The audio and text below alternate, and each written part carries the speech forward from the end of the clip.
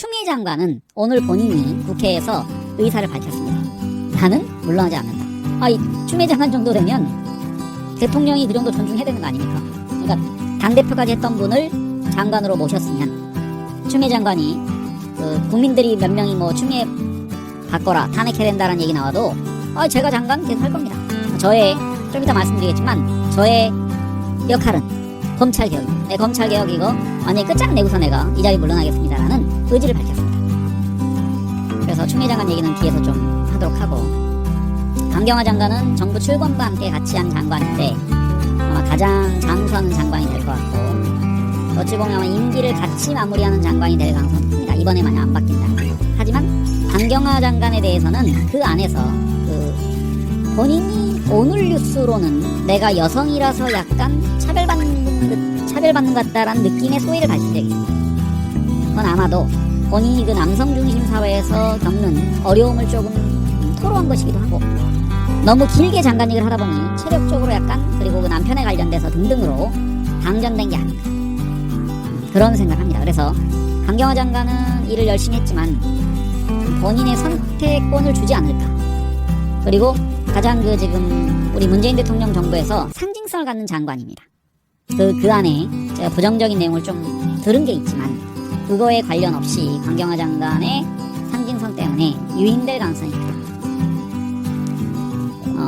강경화 장관이 지금 유임될 가능성이 큰 이유는 외교적 현안이 많아서입니다. 그래서 바이든 미 정부 출범, 그 다음에 김현미 장관은 만약에 바꾸게 되면은 시장에 대통령 그리고 정부가 지금의 부동산 정책에서 후퇴하는구나 라는 시그널을 줍니다.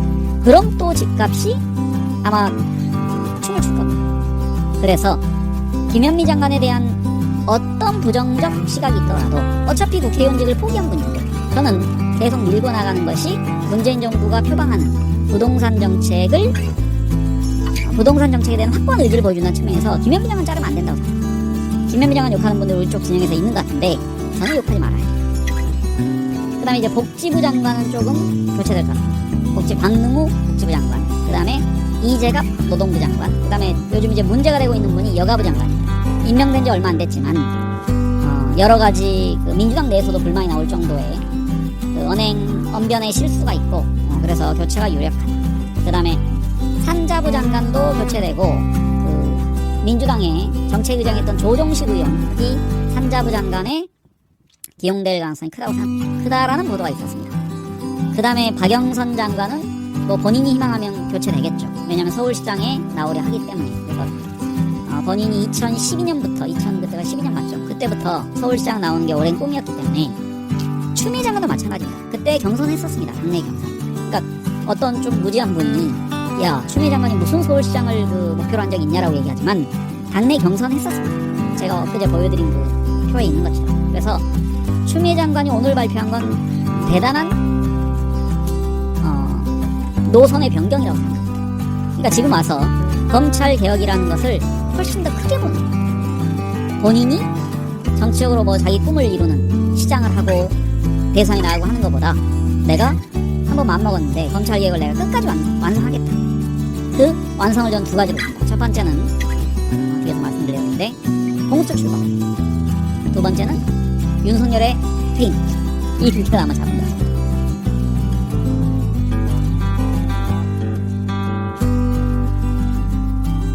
지금 보건복지부의 박능우 복지부 장관 같은 경우는 거의 출범 때부터 같이 온 분이에요. 그래서 물론 이번 코로나 대처 과정에서 약간의 기자들과 질의응답에서 실수한 게 한두 번 있었지만 저는 무난하게 잘했다고 생각합니다. 그리고 실무적인 모든 일은 질병관리청에서 지금 하고 있는 상황이기 때문에 좀 교체해줘도 괜찮다고 생각하고, 이재갑 노동부 장관은 2018년 9월, 즉 2년 정도 지났습니다. 그래서 저는 장관은 물론 5년 내내 한 것도 좋지만 그 분위기 쇄신이나 그 안에 내부 승진, 아니면 우리 민주당 내에서의 차세대 리더를 육성하는 방안으로 저는 정치인들이 입각하는 것을 일정 숫자 이상 있어야 된다고 생각합니다. 항상. 그러니까 예를 들면 노무현 대통령이 해수부 장관 역할을 해서 국정 경험을 쌓는 것처럼, 그리고 지금 이인영 장관이 국회의원에서 국무회의에 참석할 수 있는 자격을 갖고 가는 것처럼, 이렇게 우리 당에서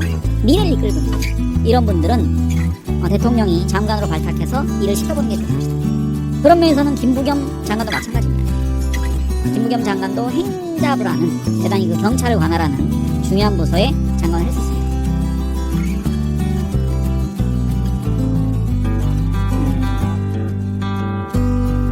이런 게 있다고 합니다. 그러니까 여권 핵심 일각에서 부동산 민심을 감안해서, 그러니까 김현미 장관 이번에 뭐 일산 집값에 대해서도 약간 그 실험 비슷한 걸 했었는데, 그럼에도 문 대통령은 김현미 장관에 대한 재심 의사가, 그러니까 김현미 장관이 지금 장관을 이어가는 게 약간 코미디 같습니다. 왜냐면 한번 지난번에 물러나는 걸로 돼 있었고, 최종호 차관인가요? 그분이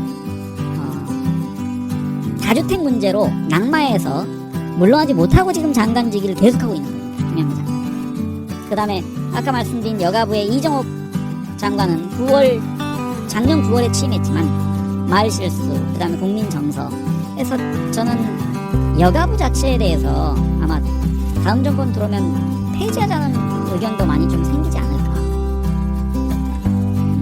저는 좀 나름 애정인데, 그 애정이 있는 이유는 여성가족부를 김대중 대통령께서 만드셨기 때문에 저는 좀 애정을 갖고 있는데, 여성가족부 장관마다 그렇게 뭐 능력을 발휘한 사람이 별로 없는 것 같습니다. 정치권에서 다소도. 그 다음에 뭐 박능호 복지부 장관, 성윤모 산자부 장관, 산자부는 특히 아까 말씀드린 조정식 의원, 민주당 정책의장 하신 오선 국회의원입니다. 이분 젊은 분인데 제가 알기로는 6-2년인가 뭐 그런데 6-3년인가 그런데 오선 국회의원입니다.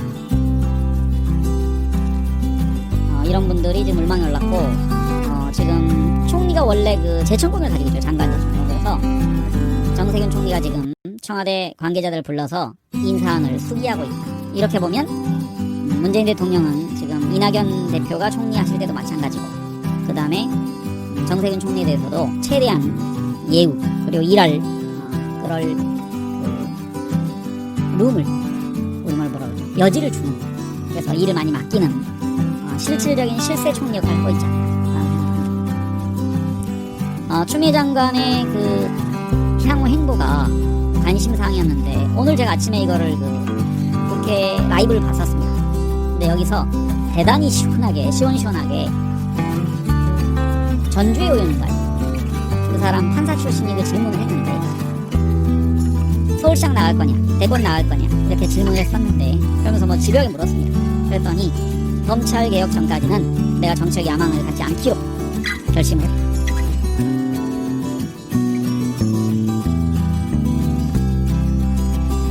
그래서 맨 처음에 이제 요즘 문제됐던 검찰총장 특수활동비는 약 50억 정도를 자의적으로 집행하는 것 같다.